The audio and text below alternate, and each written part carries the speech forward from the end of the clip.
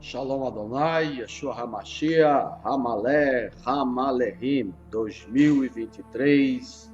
Quero desejar um ano novo a todos os nossos inscritos em nosso canal, Evangelho Genuíno, Professor Gesso, dando continuidade à nossa playlist e o estudo sobre Gênesis, capítulo número 1, hoje, e o versículo 16 ao 28, criação do rei e não de toda a humanidade, cosmogonia determinada, exigida por Zorobabel para a legitimação do seu reinado. Deixe seu curtir, deixe o seu descurtir, para o YouTube é a mesma coisa. Vamos lá? E disse Deus: façamos o homem à nossa imagem, conforme a nossa forma, e domine sobre os peixes do mar e sobre as aves dos céus, e sobre o gado, sobre toda a terra, e sobre todo réptil que se move ou rasteja sobre toda a terra. No hebraico, Vayom Elohim naaser Adam betzalmenu kidemetenu ou kidemutenu vaireda ou vairdu videgat hayam. O Veofer Hashamaim, o Vaberremá, o Verral Haaretz, o Verral Harems, Haromes al Haaretz. Versículo de número 27. E criou Deus, o homem, a sua imagem. A imagem de Deus o criou, macho e fêmea os criou. Vai verá Elohim et Adam, Betzalmo, Betzalem, Elohim baraoto, Zahá, Unekevá baraotam. Versículo 28.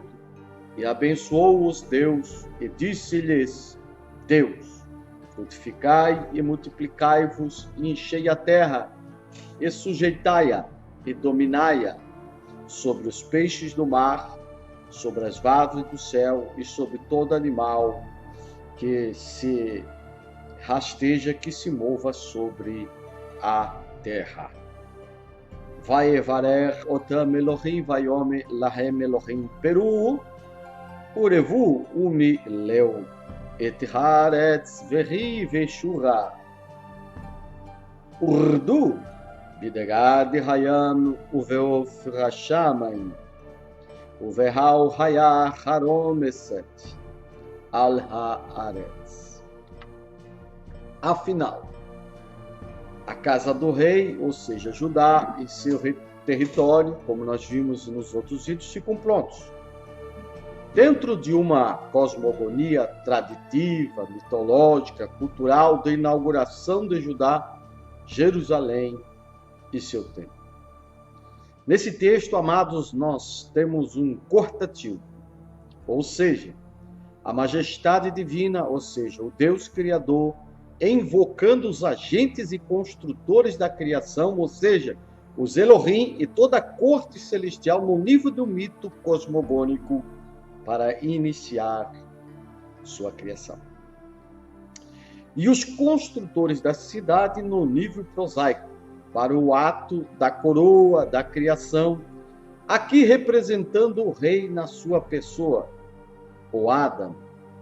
Com esta declaração cortativa está ilustrando no mito de Baal de forma desenhada, ou seja, o mito de Baal também traz essa ilustração. Ou seja, no mito de Baal, que representa também a construção da cidade de Baal. Baal dá ordem a seus agentes de criação por meio de seus harashim, ou seja, os ferreiros cotarvacazes, para que a cidade seja construída. Então Baal olha para a criação desta cidade e aprecia sua criação. Mas Baal fez pela mão de cotarvacazes e seus construtores. Baal colocou a mão em alguma coisa? Não. Mas nas cosmogonia, os deuses falam e seus agentes constroem e criam, como aqui em Gênesis. Nesse texto, Zorobabel, como representante de Deus, recebe a incumbência e ordena a construção, e os harashim constroem. Por quê? Porque ele que paga, com o auxílio dos persas que agora representam o haja luz, através do decreto de Ciro, e o acalmamento do vento tempestuoso promovido pela Babilônia, representado Nurua, que soprava, um vento que soprava, ou pairava, soprava fortemente sobre as águas. Esta funcionalidade dentro de uma cultura cosmogônica de inauguração de um território e cidade é projetada para o mundo dos deuses nessa traditiva cosmogônica de criação. Ou seja, a divindade dá uma ordem e seus funcionários realizam a ordem determinada, o que concretiza uma atividade no mundo dos homens. Ou seja, no território de Judá, no século VI, com a cosmogonia escrita por ordem de Zorobabel, o rei, para legitimar seu governo sobre Judá, é Deus dando a ordem a Zorobabel, e Zorobabel dando a ordem a seus subordinados para construir Judá e o templo de Jerusalém. Então a ordem foi estar, e a ordem está nessa expressão. Façamos o homem a nossa imagem e a nossa forma, não semelhança, forma, que é a melhor interpretação, a hipótese da semelhança. Você pode pegar essas duas palavras em toda a sua Bíblia. Tá? Pode pegar em toda a sua Bíblia. Tsele, imagem, e Demut, forma. E traduzir todos os versos na Bíblia, eles vão ser traduzidos assim. Uma estátua de um Deus, por exemplo. No sentido concreto, imagem de escultura, ou então um relevo, seja alto ou baixo relevo em uma parede. Dentro do Templo de Jerusalém, segundo Ezequiel, capítulo 8, você pode ler: há um alto relevo de serpentes dentro do Templo de Jerusalém. Ou seja, há uma demute de serpente na parede, nas câmaras escondidas dentro do Templo de Jerusalém. Eu sei que muitos creem que esta declaração está falando que o ser humano foi feito de uma parte espiritual de Deus. Há essa hipótese. Mas será? Dentro da cosmogonia, não dentro da teologia de igreja, mas dentro da cosmogonia, dentro da intencionalidade do narrador. Será essa a interpretação correta? Para a teologia da igreja, vai valer o que ela acredita. Mas o que ela acredita está de acordo com o texto, à luz do seu contexto cosmogônico? Não, em nenhuma medida e em nenhuma hipótese, dentro de uma exegese séria do texto. O que o texto está dizendo é que o Adam tem a mesma imagem e forma de sua divindade, ou seja, Elohim. Você olha para a forma de Adam, você vê a forma de Elohim. E é isso de forma concreta e não metafísica. Porque a interpretação metafísica é grega e platônica, e não tem nada a ver com o contexto desse texto, me desculpe, à luz cronológica da intencionalidade do autor. Qual é o propósito do autor afirmar que Adam foi feito à imagem e forma de Elohim? Precisamos entender que a narrativa cosmogônica é um texto político, para legitimar o Templo de Jerusalém, que é um centro instrumentalizado pela política monárquica do VI século, através de Zorobabel, sob a influência total da Pérsia, e do gênio chamado Ciro o Grande, um grande político. Logo, todos os construtores e conteúdos na narrativa são políticos, para enfrentamento de uma nova política persa vigente e necessário. Que elementos políticos tem nessa narrativa? É simples.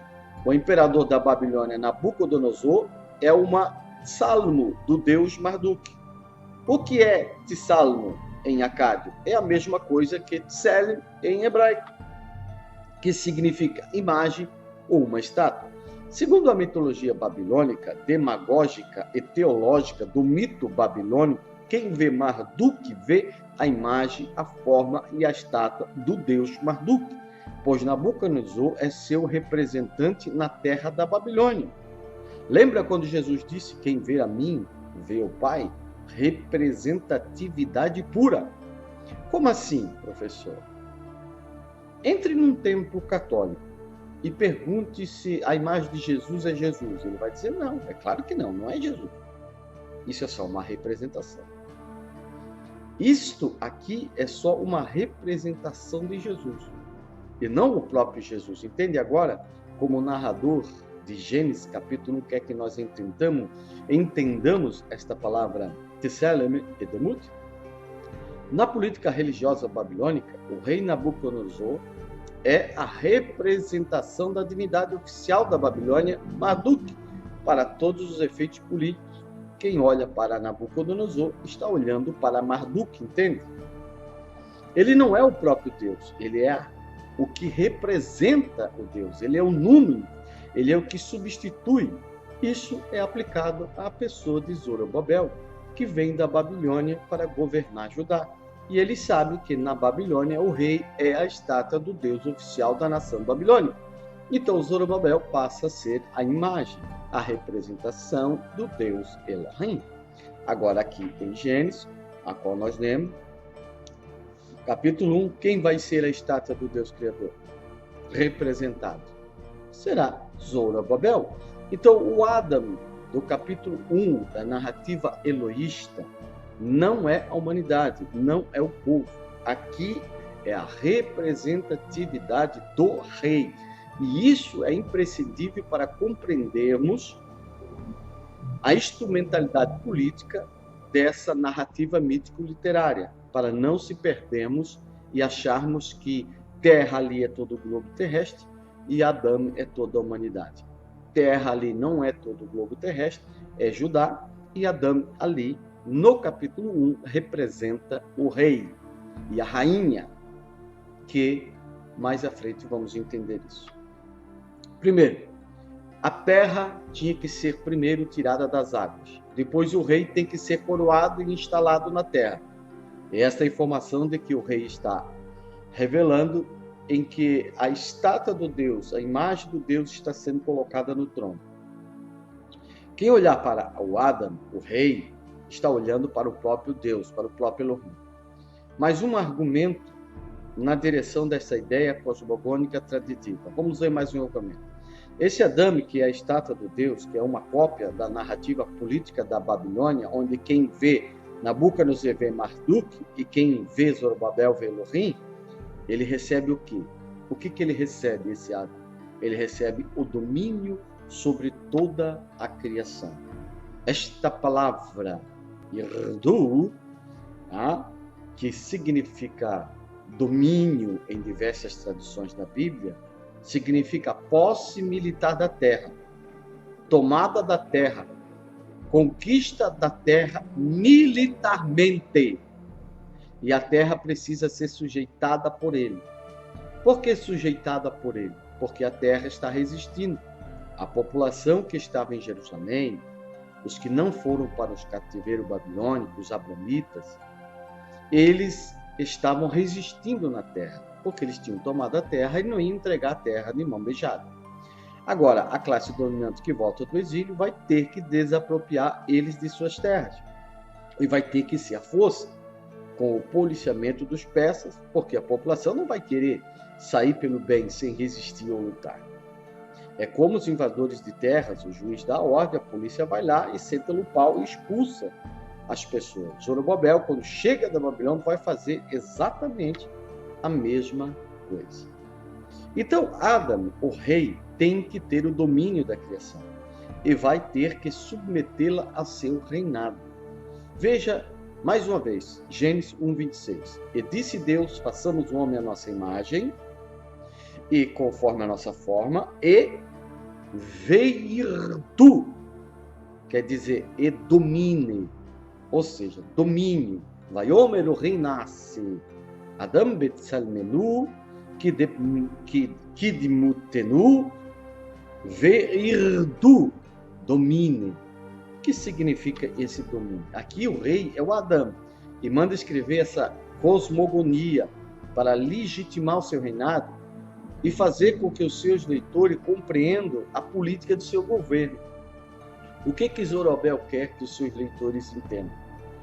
Ele quer que os leitores viessem a entender que é ele que mandava.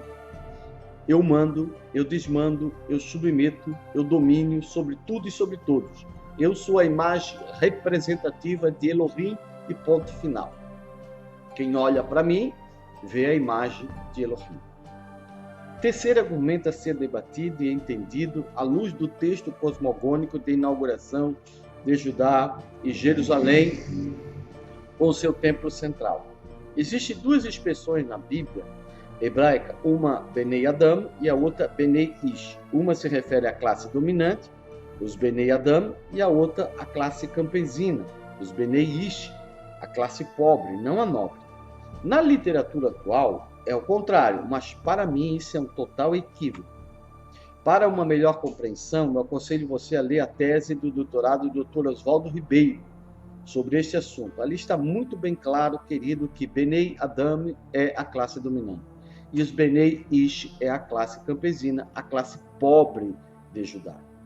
Na Bíblia, Benei Adam são o rei e seus funcionários. Pense como em Jó existe Elohim como rei e os Benei Elohim como funcionários deste rei, ou seja, os anjos. Então, no mundo dos deuses, existem os filhos de Deus, os Benei Elohim, os Malachim, os anjos. Existe Urua também, que é um Benei Elohim. São os funcionários desse rei, entende? São funcionários desse Deus. Então, se no mundo dos deuses, o rei Deus tem seus funcionários, no mundo do seu representante, a sua estátua representativa, o rei também tem seus funcionários, que é os Benei Adam. Isso está em toda a Bíblia, em todo o Antigo Testamento. Benei Adam está conciliado à classe dominante. Benei Ish, a classe campesina e a classe pobre. Isso aí é algo que não tem como você querer refutar. Então, sem medo de errar em minhas conclusões, entendo que o Adam de Gênesis 1 é o rei, é Zorobabel. E também a rainha, porque um rei sem rainha não faz povo. Entendeu? E sem povo não há reino. Por isso você vai encontrar a divindade dizendo para o rei e a rainha: frutificai e multiplicai e enchei a terra. Terra aí é Judá e territórios adjacentes, para que o povo seja notório e revelado na narrativa traditiva e cosmogônica. Então veja, Adam, o rei, é a estátua do Deus e o representante de Deus. Ou seja, ele é o Emanuel, o Deus conosco, como em Isaías 7,14, que faz referência ao filho do rei Ezequias e não a Jesus. Ele será Emanuel, o representante de Deus entre os judaítas. Segundo ele tem o domínio e submete a criação dentro da cosmogonia de inauguração de Judá. Tudo na criação está submetido a ele, está sob o domínio dele. Tudo e todos em Judá, por bem ou por mal, como representante de Elohim, ele vai dominar. Terceiro argumento, ele é o pai dos Benei Adam, ou seja, sua corte, os profetas cultos, os sacerdotes, os copeiros, os príncipes, os nobres, os secretários, os escribas, generais, os capitães do exército, os eunucos, ou seja, toda a corte real. E finalmente, se o que foi criado é Judá, então o conjunto da criação está fechado dentro da cosmogonia traditiva de Judá, para sua inauguração. Então ainda falta um elemento, pois não há cosmogonia sem povo. Em toda a cosmogonia do crescente fértil, seja Egito, Babilônia, Assíria, onde você procurar, tem que ter povo. Você precisa a cidade construída, um rei ou governador constituído e o povo que está nesta narrativa. Vamos ver? Gênesis capítulo 1, versículo 28. E abençoou-os Deus e disse-lhes Deus: frutificai e multiplicai-vos e enchei a terra e sujeitai-a. sujeitai-a e irtu dominai-a e dominai-a. Vai evarer otam Elohim, vai omelahem Elohim, peru urevu umeleu haaretz veri veshura irdu urdu bidegad hayam uve ofrashamain uve hal hayar harom eseti al haaretz. Como lemos em Jó, que diz: eu não criei a terra para que ela fique vazia, mas para que ela seja povoada. Esta é uma legitimação cultural nos moldes de uma cosmogonia da época, que está bem escrito no Salmo 102, no versículo 13 e 19. Jerusalém será construída, o povo será criado, e isto será escrito para as gerações futuras. Olha nós aqui lendo isso. Oh, coisa linda! Eu acho, à luz da historiografia e arqueologia, e dentro de uma exegese mítico-literária séria e um pouco de discernimento exegético, que é isto que o escritor queria que víssemos e entendêssemos no texto do capítulo 1 do Gênesis. Shalom Adonai, Yeshua HaMashiach, Hamalé, Hamalé. Deixe o seu curtir, deixe o seu descurtir, nos ajude, compartilhe esse vídeo em nome de Yeshua HaMashiach, Hamalé, Hamalé.